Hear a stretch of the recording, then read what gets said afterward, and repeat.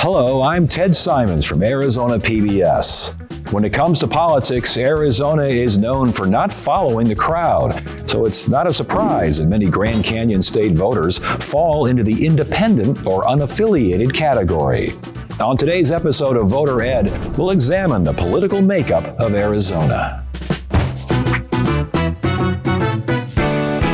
In the Grand Canyon State, more than 35% of voters are Republicans and just under 30% are Democrats. Independent voters who don't identify with any political party account for 34% of all registered voters in the state. That's about 1.4 million people in Arizona, enough to fill State Farm Stadium more than 22 times.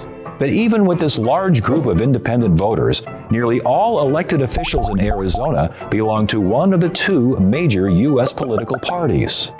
For example, in 2024, the Arizona legislature was made up of 47 Republicans and 43 Democrats.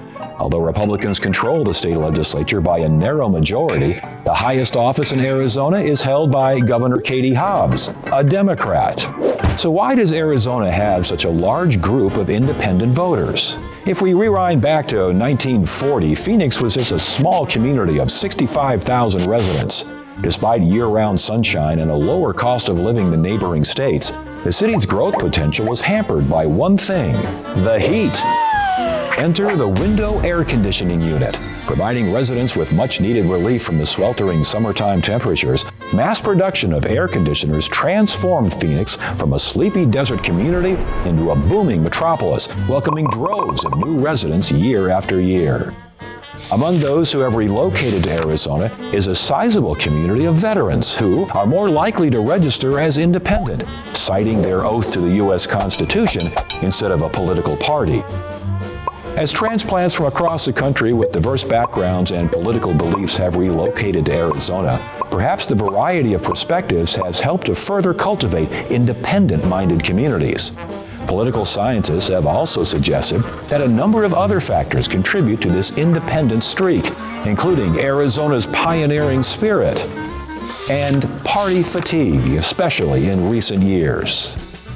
Today, independent voters have the option to request either a Republican or Democrat ballot for partisan primary elections. It's an extra step for independent voters, which may be why they participate in primaries at a lower rate than do registered Democrats or Republicans. However, if independents want a say in who will be on the ballot in November, they need to take this extra step.